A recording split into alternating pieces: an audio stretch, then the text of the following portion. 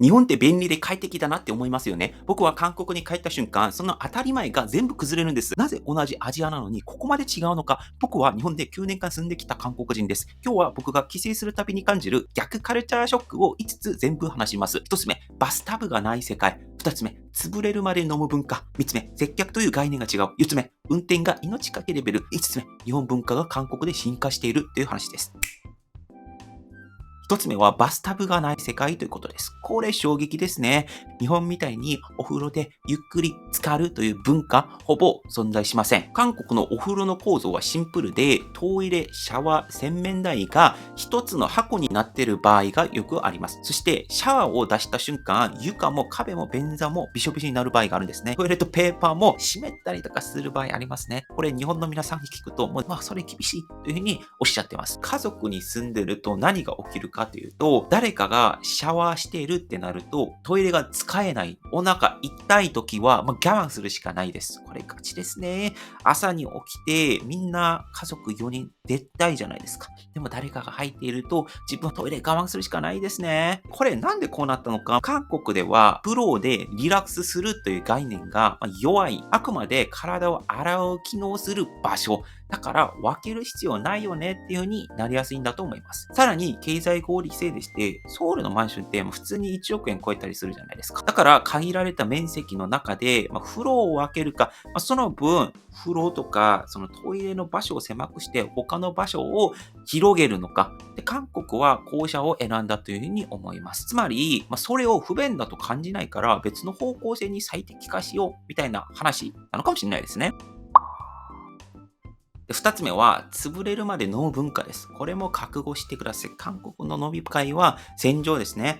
日本だと1杯目ジュースでも OK。自分のペースで飲むのが普通ですよね。韓国だと開始5分で乾杯して、10分後また乾杯して、その度にグラス開けるというのが基本なんですね。つまり逃げ場がないんですよ。しかも代表的に飲んでるお酒っていうのが、チャミスルでこれ度数が20%ぐらいあるんですね。これショットに入れてガンガンいきます。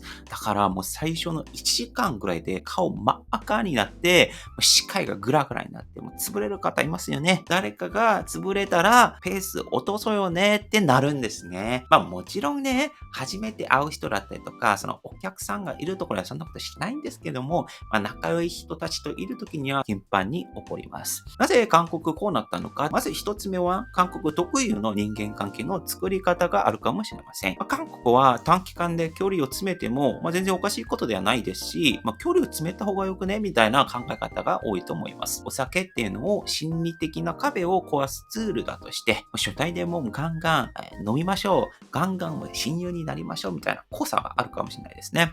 二つ目はコスト構造、お金の話でして、チャミスルこれ20度で1本で400円ぐらいしかしないんですね。400円あれば、酔うことができるっていうのがあるから、もうガンガン頼んで、もうガンガン酔っ払おうや、みたいになるんです。あと、タクシー。韓国のタクシーは安くて、日本の3、4割ぐらい安い気がするんですが、深夜まで飲んで、家に帰るとしても、数千円の中に収まるので、潰れるまで飲もうみたいなことが気軽に成立しちゃうんですね。日本では飲み会で仲良くなっても、そこから心の奥までベストフレンドになりましたみたいなことはまた別の話じゃないですか。だから次の日に会ったらリセットされて、お疲れ様ですってなると思うんですが、韓国は飲み会で仲良くなったら、そのテンションが次の日のまま継続することもあります。だから日本に来ている韓国人の人でよくあることが、こんなに仲良かったのになぜ朝になったら戻っているのみたいなことがよくあるんですね。だからもうね、そもそも前提が違うってことが日韓の飲み会であります。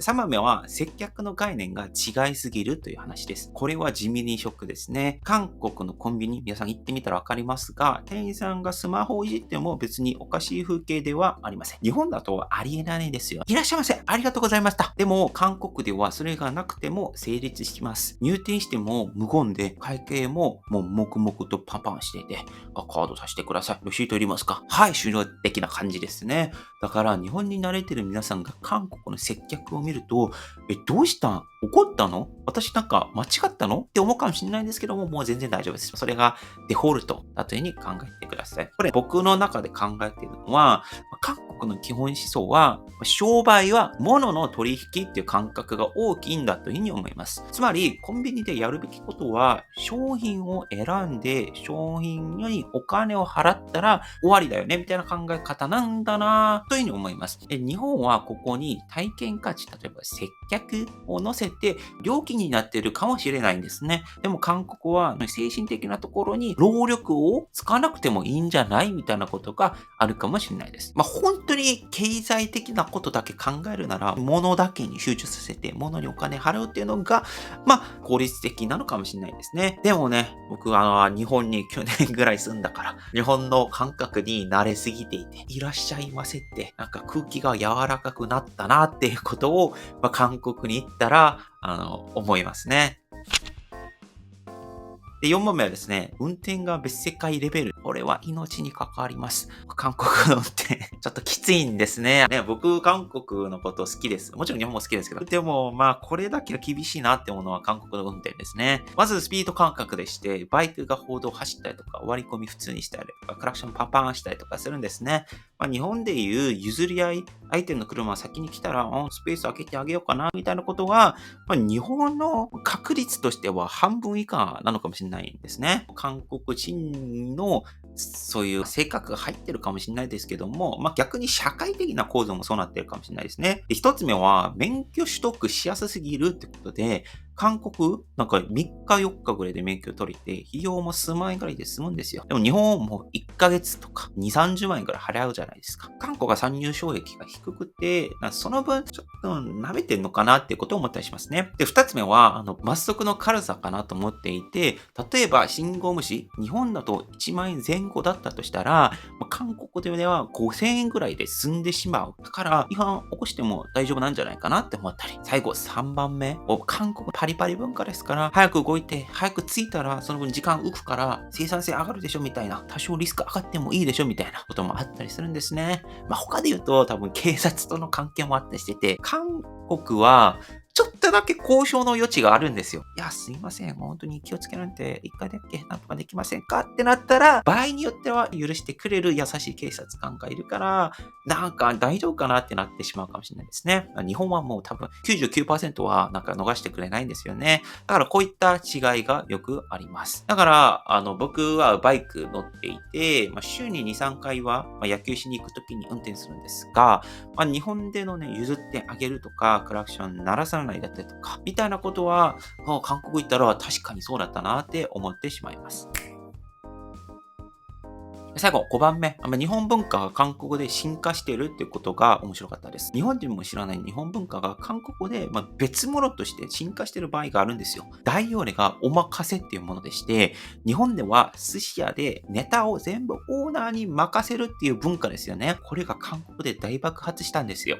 理由はシンプルで映えるからなんです。1人1万円から2万円のコース、カウンター、食に、それを写真に撮ってインスタに上げる。今日はいいもの食べてるよって一発で伝わるんですね。このおまかせは普段は寿司に対するものなんじゃないですか。でも韓国ではこのおまかせっていうところに自分たちなんとかできないかなみたいに思う自営業者が多いんです。だから焼肉おまかせ、キンパおまかせ、キムチおまかせ、もうおまかせをなんか別のジャンルにもう入れてしまうんですね。だから韓国の市場に合わせて再設計するってなるんです。韓国で流行ったら、その流行ったアイテムに対して拡張して一気に市場化して、そのうちに他のとこから別にまた流行り始めて、ここが沈んで、そこにまた深み上がるっていうのが面白いんです。これはね、韓国競争激しくて、消費者っていうのも新しい面白いに対する反応、感動が非常に高いんですね。供給側も攻めますし、消費者側も攻めるわけであります。